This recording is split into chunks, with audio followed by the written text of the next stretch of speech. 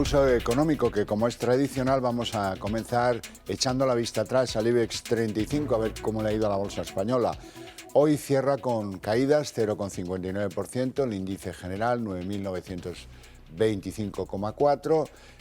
Bueno, pues esto parecía que sí, pero al final ha sido que no. Luego les contaremos por qué pensamos que no. Algunos valores avanzan, es el caso de Sabadell, 3,06 arriba, es el caso de CaixaBank, 2,68 arriba, y es el caso de Bankinter, 1,33 arriba. En el lado donde preponderan las ventas, Solaria se deja en la sesión 4,51, Arcelor 4,38 y Celnex 3,33. Bueno, y a continuación les vamos a adelantar algunos de los asuntos que seguro más les puedan interesar de la tertulia que mantenemos aquí cada tarde con los mejores expertos para que no se les escape un detalle.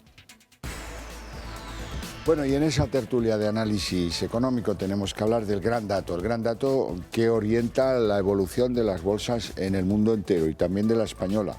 La inflación en Estados Unidos.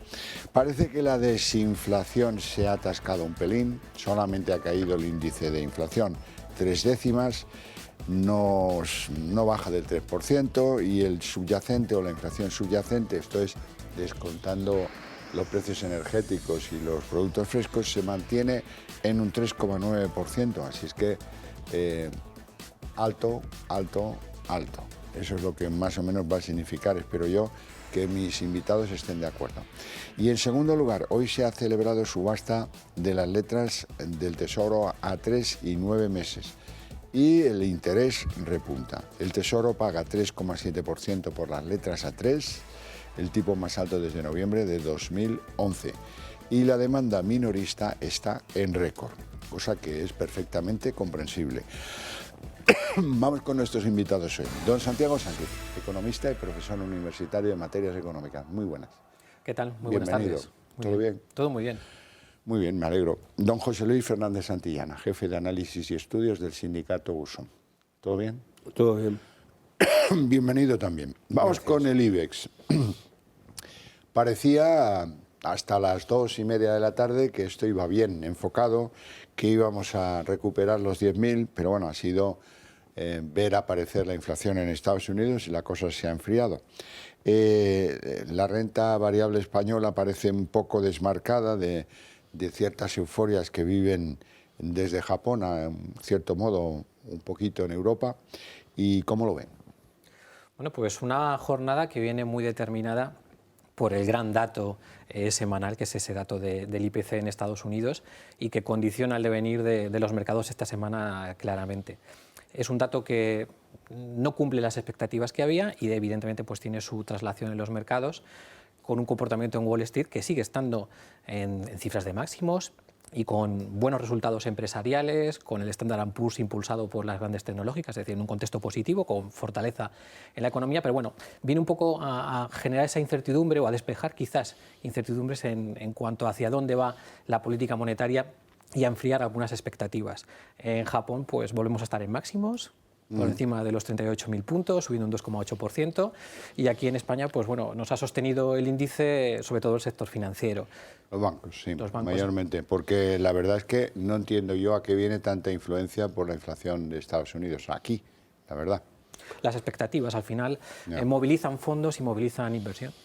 Bueno, yo creo que es un acto reflejo, ¿no? Es decir, se refleja yo creo que en el conjunto de las bolsas europeas y estas flojean y a partir de ahí flojea la nuestra también, seguramente por el propio volumen de negocio de nuestra bolsa, que además está muy supeditada al peso que tiene dentro del IBEX el sector financiero, ¿no? Que es muy alto y por tanto cualquier variación que sufren los bancos afecta directamente al índice para su estabilidad, su subida o su bajada, ¿no? Y en este caso lo hemos visto. Yo creo que lo que está pasando en Estados Unidos es que, bueno, que no acaba, ¿no? No acaban de controlar la inflación, es decir, ha ido bajando, pero no baja al ritmo que desean, ¿no? Y estamos en situaciones del 3,1%, con lo cual la expectativa era quedarse en el 2,9%, la inflación subyacente no acaba de tirar para abajo, más allá de que hay otros factores, que es que el crudo, bueno, pues ha subido un poquito, no mucho, la situación del dólar respecto al euro, bueno, pues ha mejorado un poquito, es decir, hay situaciones que dicen, bueno, ¿qué pasa, no? Lo que todo el mundo dice es que la subida de tipos la bajada de tipos se va a enfriar, no las expectativas de una pronta subida en este al segundo trimestre de este año, pues a lo mejor nos vamos al tercero o a principios del tercero, con lo cual eso se refleja directamente en lo que había que hacer después el Banco Central Europeo, y eso explica nuestra situación de la bolsa, ¿no? Vamos con los datos de inflación norteamericanos. Como les contaba antes, no hemos bajado más allá de hasta el 3%, la subyacente se mantiene en un 3,9%, es decir, que la caída ha sido de 3 décimas, tampoco es poca cosa. Sin embargo, esto sí que va a orientar lo que piense la Reserva Federal respecto, que ya era bastante reticente, sobre la bajada de tipos en Estados Unidos. Estamos ante un fenómeno que sigue siendo persistente, difícil de reconducir, que la subyacente sea el doble de la tasa objetivo para los bancos centrales, ese 2%, pues muestra el grado de dificultad que tiene reconducirlo, especialmente esas últimas décimas, que siempre es muy complejo. Desde luego, frustra las expectativas de gran parte del mercado, que habían apostado por una posible bajada de tipos de interés en el primer trimestre del año, el mes que viene, y yo creo que esto definitivamente desactiva esas expectativas y nos conduce pues hacia la posición de prudencia que siempre ha estado defendiendo la Reserva Federal, sin incentivos para además bajar esos tipos de interés, porque la economía norteamericana sigue mostrando mucha fortaleza, tanto en su desempeño general como en lo que es en el mercado laboral. Es lógico que tenga una cierta temperatura. Efectivamente. De inflación. Entonces, esas tensiones no existen para provocar una bajada de tipos y tendremos que pues, ya trasladarnos prácticamente hacia el comienzo del verano, junio, julio o incluso septiembre, para que podamos ver alguna bajada de tipos por parte de la Reserva Federal, que indudablemente va a ser un 2024 con menor bajada de tipos de las previstas y de menor cuantía. Y eso efectivamente, como comentaba José Luis, terminará trasladándose también a la actuación que tenga el Banco Central Europeo, que tendremos que pensar que esa bajada de tipos aquí en nuestra zona euro, pues posiblemente no la veamos también hasta la vuelta del verano. Es decir, el proceso inflacionario todavía no se ha detenido y hay riesgo de segunda vuelta. Pero fijaros, es decir, yo creo que el Banco Central Europeo está mirando, digamos, una manera con el retrovisor, a ver qué hace la Reserva Federal, es decir, porque al final hay un efecto contagio de manera muy directa, ¿no?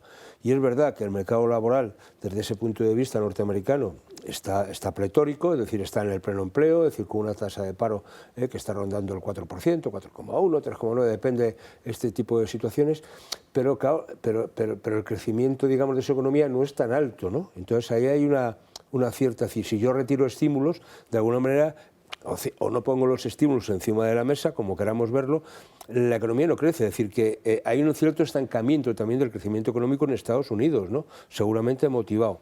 Bueno, eso nos pasa también aquí en Europa, es decir, la zona euro prácticamente no crece, ¿no? Es decir, claro, cuando los ministros del ramo en nuestro país salen sacando a pecho de que crecemos 3 veces más que el resto, hombre, sí, claro, nosotros crecemos el 1,5 y los demás es que crecen el 0,5 o crecen el 0,3 o Alemania está prácticamente en el encefalograma plano, ¿no? Que es la locomotora europea. Claro, todas estas cosas depende con quién te compares, ¿no? Y al final los datos son los datos, pero lo que está claro es que una situación de tipos de interés altos lo que está haciendo es retirar estímulos financieros y, por tanto, de alguna manera está impidiendo el crecimiento. Bueno, el presidente norteamericano, ya saben que de memoria no anda muy fino, ha descubierto eso de la reduflación. ¿Saben lo que es la reduflación, no? Que compras la misma lata de no sé qué producto o la misma bolsa de no sé qué producto y el contenido pues pesa menos. Y alguien lo vende al mismo precio, pero detrae de la otra parte de la balanza comercial de las cosas. Biden lo ha descubierto, escúchenlo.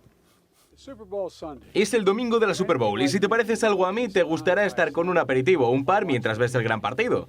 Mirad, al comprar aperitivos para el gran partido, quizá os hayáis dado cuenta de una cosa: las botellas de las bebidas energéticas son más pequeñas, las bolsas de patatas tienen menos patatas y aún así pagamos lo mismo. Como amante de los helados no hay nada que me enfurezca más que el hecho de que los cartones de helado sean más pequeños, pero su precio no baje. Me he hartado de lo que llaman inflación de disminución. ¡Es una estafa!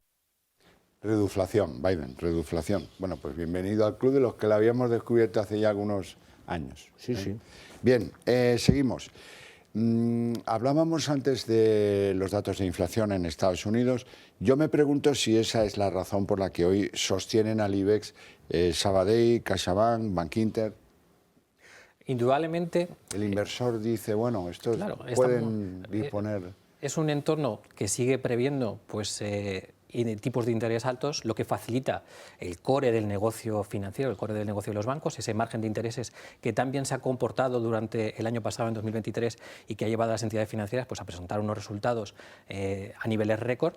Y esa previsión, pues evidentemente, hace atractivo de nuevo el sector financiero para el año 2024, más allá de que tengan que hacer un esfuerzo por generar actividad y generar crédito deprimido hasta ahora, pero indudablemente, si se mantienen los tipos, facilitará la construcción de la cuenta de resultados del sector financiero. Sí, pero bueno, la banca, yo siempre digo lo mismo, la banca nunca pierde, ¿no? Y en este caso, después del año 2023, espectacular en términos de beneficios y en términos de reparto de dividendos. Si, hombre, es un sector, dices, bueno, donde sabes que es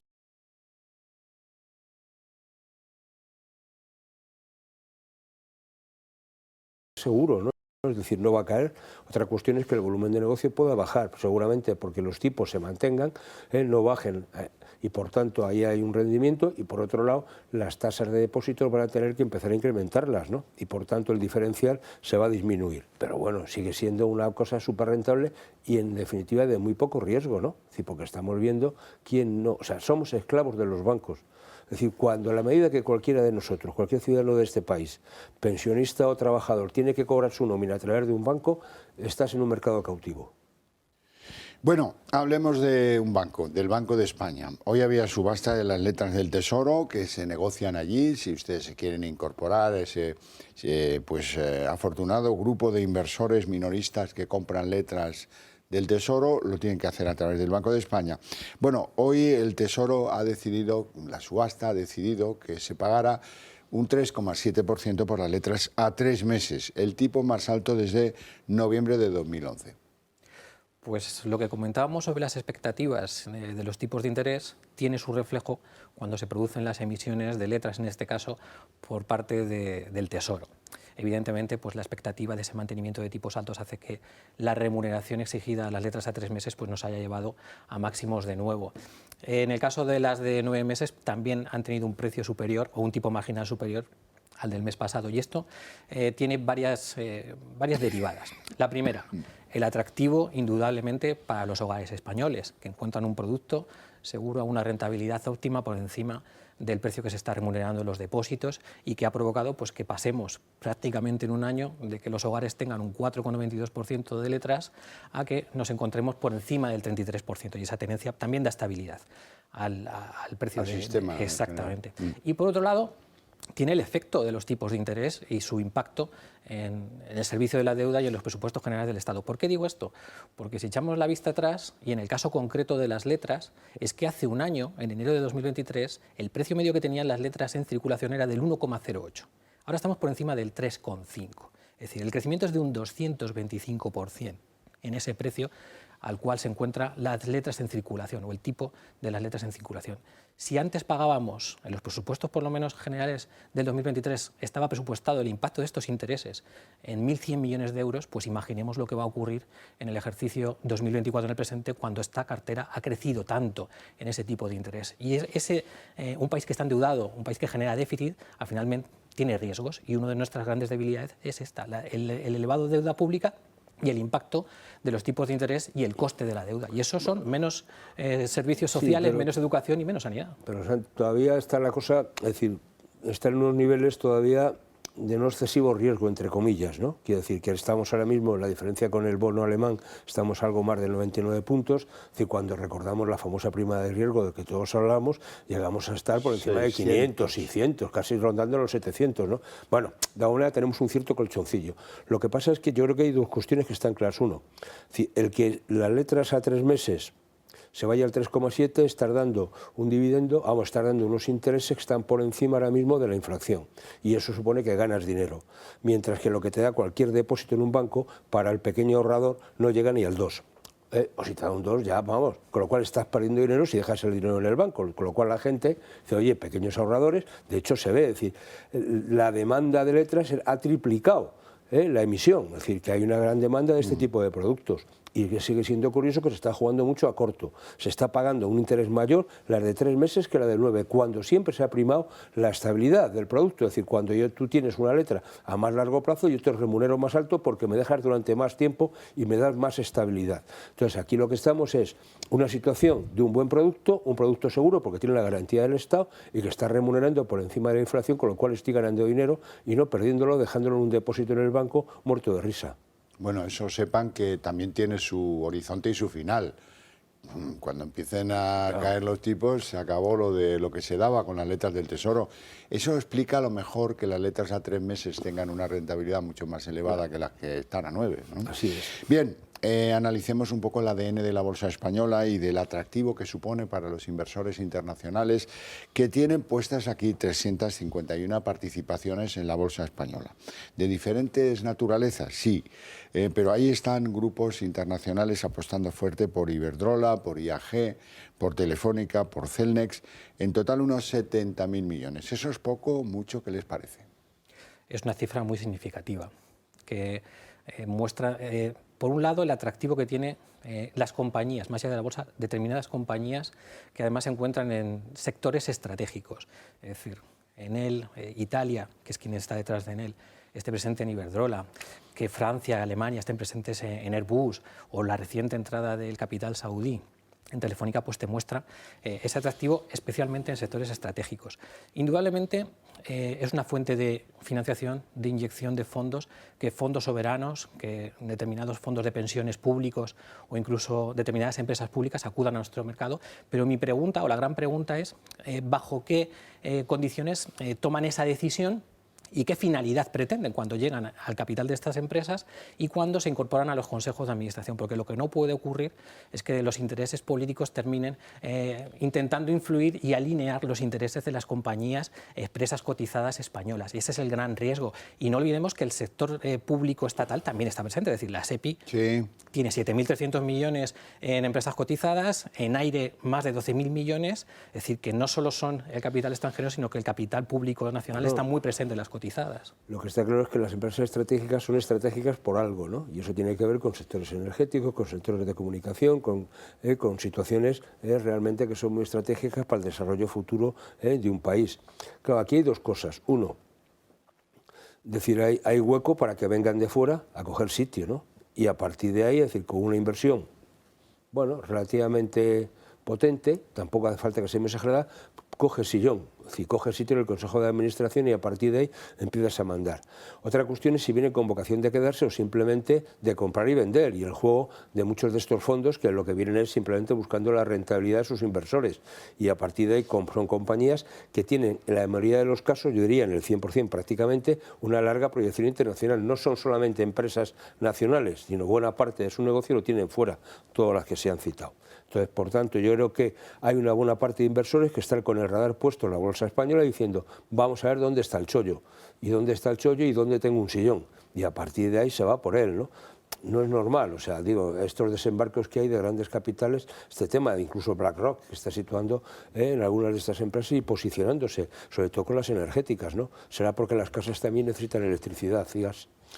Bueno, hablemos del gas. El gas está en mínimos desde 2020, sobre todo y gracias al carpetazo a la crisis de precios que le ha sabido dar Estados Unidos, que produce mucho gas, produce, no extrae, produce, a través de la técnica esta del fracking, y que da garantías a Europa de que no os preocupéis, que tengo gas para todos.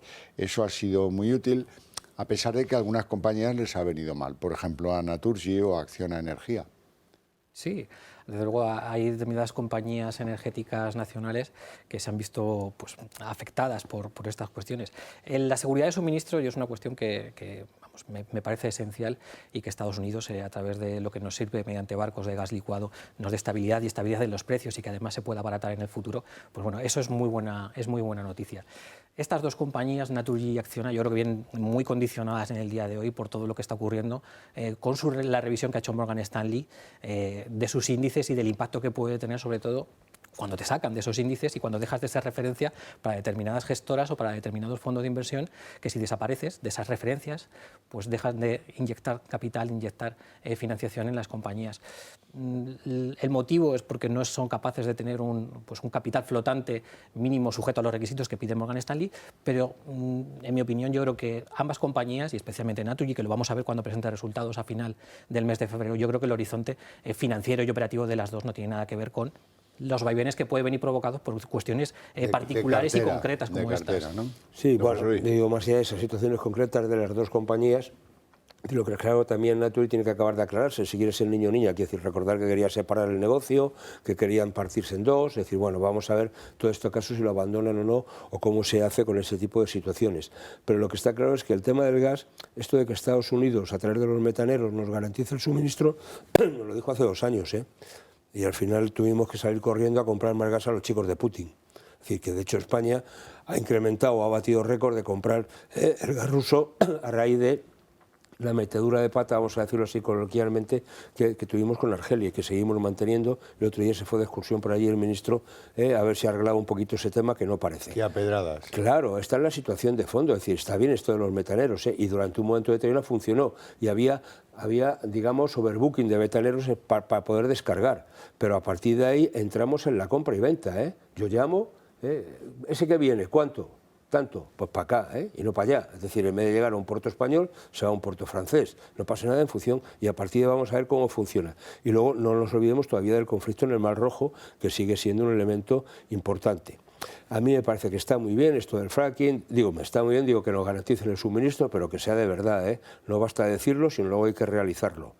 Porque al final, luego todo ese proceso, ahí España podía jugar un papel importante de ser un canal de entrada del gas una vez que lo convertimos otra vez en gas, es decir, pasamos de tenerlo en la forma licuada a otra vez al gas a través de las gasificadoras que tenemos aquí y lanzarlo. Pero el problema es que no nos conectamos con Europa, no hemos hecho los deberes. ¿Os acordáis de esos proyectos, no? Del Euromed, del Euromed que tiene que ver con el tren, pero ¿cómo se llamaba? El H2Med. Esto es. Ahí se quedó, simplemente se quedó una cuestión de metaneros también entre entre Cataluña y Marsella. Es decir, oiga, esto es ridículo, ¿no? Ya no esperamos, es verdad. Hablemos del melodrama de Grifols. ¿Por qué? Pues porque hoy se ha consolidado que la China Haier ha notificado incluso a la Comisión la adquisición de una filial de Grifols, de la que hemos hablado mucho estas semanas atrás, Shanghai RAAS. Y con eso pues se espera que Grifols disponga de una elevada cantidad, que probablemente ese compromiso depende de la dirección de Grifols, pero probablemente lo más aconsejable fuera aplicarlo a reducir deudas. Desde luego, el alto endeudamiento es una de las debilidades estructurales, por no decir que es la debilidad estructural principal que tiene la compañía.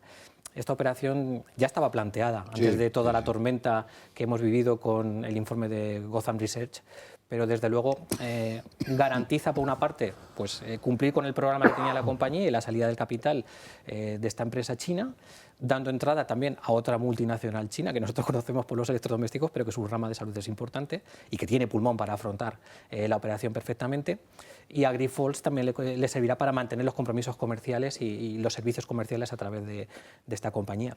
Lo que sí que es cierto es que la aplicación de estos fondos para reducir ese apalancamiento elevado que tiene Grifols, pues bueno, espero que dé un poco de tranquilidad y reduzca la volatilidad que hemos vivido en los últimos tiempos en la compañía y en la cotización. Sobre todo que le dé estabilidad a la compañía, ¿no? Después del cambio en la dirección, decir, donde la familia abandona lo que es el hecho, colocan a un CEO directamente a dirigir la compañía, digamos a un teórico técnico, decir, bueno, todo este tipo de situaciones a ver si acaba por consolidar y dejar la situación que se quede un poquito tranquila, ¿no? Pero lo que está claro es que, oiga, ya que consigues esos ingresos por la venta, llévalo directamente a lo que han hecho otras muchas compañías que se han saneado, ¿no? A eliminar esa buena parte de la deuda, porque eso sí que va a dar tranquilidad y estabilidad, y de alguna manera es como comprimirte para después rebotar hacia arriba, ¿no? Y eso es lo que seguramente están esperando. Quería comentar con usted, don José Luis, una sentencia judicial, porque hay una funcionaria que era interina, esto es, que no era funcionaria, que ha sido destituida de su cargo por haber ejercido como abogada a la vez. El tribunal estima que, como no solicitó la declaración de compatibilidad, pues se merece eso, y a mí me parece un poco excesivo. Bueno, yo no sé si es excesivo, ¿no? Pero luego está lo que marca la ley, es decir, que todo funcionario, tanto interino como funcionario de carrera, tiene distintas formas de realizar su dedicación exclusiva, que implica la incompatibilidad con cualquier otro puesto, una dedicación completa que te permite contabilizar, una dedicación parcial. Si esta mujer tenía la dedicación exclusiva y estaba cobrando una cantidad que es inherente a esa dedicación, no es razonable que estuviese haciendo lo otro, sobre todo en la situación ahora mismo de paro que tenemos en este país, ¿no? Es decir, donde hay gente que no necesite de esa situación, pues seguramente habrá otro interino que está esperando coger ese puesto y no lo ha podido coger, y ella, sin embargo, estaba beneficiándose de las dos posiciones. Yo creo que la regla reglas de juego están para cumplirlas, a veces pueden ser duras o no. Es muy duro que te piten un penalti en el minuto 95, sí, pues pasado 5 minutos del partido en la prórroga, pero si lo haces, te lo pitan, sí, ¿no? O sea, habría que tener aunque en sea muy cuenta, duro para el que se lo hacen y claro, sobre todo si encima lo materializas. Hay ¿no? que tener en cuenta cuánto cobraba como interina, a lo mejor llevaba 10 años, había perdido toda esperanza y quería, pues, aprovechando que está colegiada y que es licenciada en Derecho, pues iniciar otra alternativa. En fin, bueno pues, aquí lo dejamos por hoy, con mi agradecimiento para ustedes dos, por sus opiniones y a ustedes por su interés y su atención, pero para ustedes tengo premio. A la vuelta de publicidad empezamos la redacción abierta.